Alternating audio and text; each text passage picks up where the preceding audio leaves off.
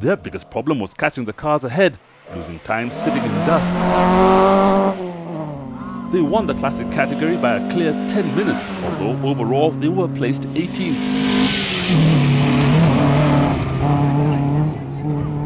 Unfortunately, Jonathan had had that problem today. I think it would have been a very good fight between us. Jonathan had the problem in the Safari as well, so hopefully next time out we can both have a clean run. On the classic car cup board, Aslam Khan extends his leading margin over Samira by 10 points, but Rob Hellier could be the dark horse with 3 rounds remaining. The race for the two-wheel drive honours was anticipated to be a tense battle amongst the strong entry of 11 cars. But for most, reaching the end of the first 78-kilometre stage was a control too far.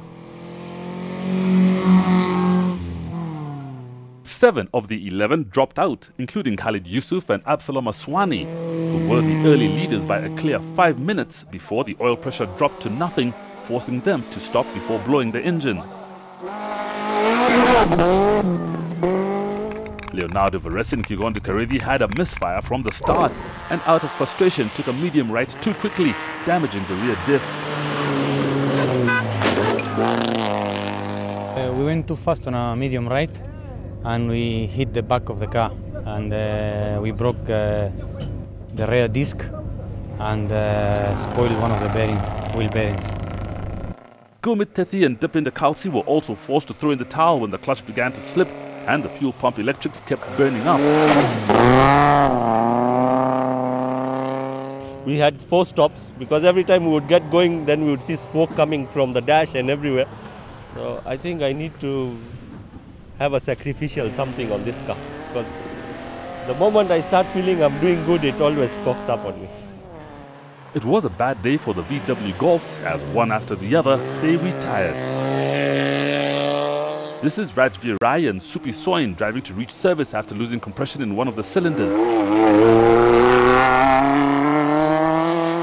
We made it all the way back to service, and then just as we were getting in, I noticed there's a thick black smoke coming out of the exhaust, and that was it. The only Golf to make it to the end was in the hands of Dennis Mwenda and Edward Joroge, but even they were counting themselves lucky after they went off twice and nearly rolled. They then backed off and got to the finish in 3rd. Sammy and Stephen Nyori were driving their Vitz so quickly that they held the lead for a short time, which only served to make them go faster. The consequence was that they put it on its side. But they patched it up and continued where they'd left off and eventually finished 4th. Patrick Kibara and Julius Mochuya were forced to drive more by the temperature gauge than the speedo, keeping the engine just under the red. It worked, and although they weren't at their quickest, the pace was good enough for 2nd. We are just keeping our hope alive for the championship. Yep.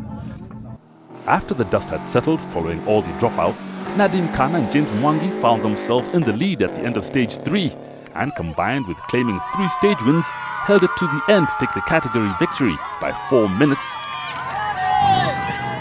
getting swamped by the fans at the final control. This was Nadim and James's 3rd win of the season, but being on home ground, it was by far the most important. Wow, that's my home ground, man. I loved it, and I hope to stay with the championship as from today. The win extends Nadim's lead in the championship to over 80 points. Patrick Ibarra moves from 3rd to 2nd and is the only one who can now realistically threaten Nadim for the trophy. A large proportion of the entry were in non-homologated cars competing for the Group S title, where the competition was an equal match between some very hot machinery. For many, it was a case of win or bust trying. This is Hussein Malik and Stephen Jenga, who were hoping to secure their first win in the class, but when they took a max left at max, they put the car on its roof and couldn't continue. It's sandy, yeah? It's quite tricky because the car keeps pulling from the back. Once it goes off, pulls you out, and that's what happened to us. We got caught out on one of the max left. We got caught out. Joel Mushiri and Nehrin Ismail also went off, but theirs was more by bad luck. Not realizing they'd bent a stabilizer bar, the car got dragged into a tree on the medium left. They lost nearly 40 minutes but got to the finish, albeit at the bottom of the leaderboard. Others just fell foul of mechanical failure, which is always a risk of the sport, as Karim Shiraz and Shamir Yusuf found out. My right arm on the rear, I thought it broke because the stabilizer link was out. I tried to brake, hit the bank, the right tire rear bust, and I flipped. There was this bank that we came down, I hit the bank, car came, we just went up and then back down like this. Harpreet Sagu and Harvinder Danjal couldn't believe their bad luck when they arrived at the final control only to get stuck in the soft sand. Fortunately, there was lots of help on hand, and they eventually got out without losing any time. With so many having problems, those still going were counting their fortunes, including Fahaz Khan and Kavit Dave, who were having their first outing behind the wheel of a recently acquired N10. It was more a learning exercise than anything else, and fifth in Group S was a good start.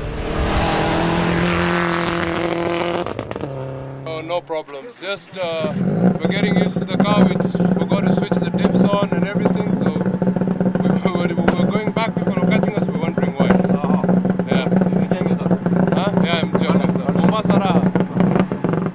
The Shamba boys, Mahesh and Ketan Halai, put in their usual strong performance, setting a consistent and comfortable pace that saw them clinch fourth, collecting more of those valuable championship points.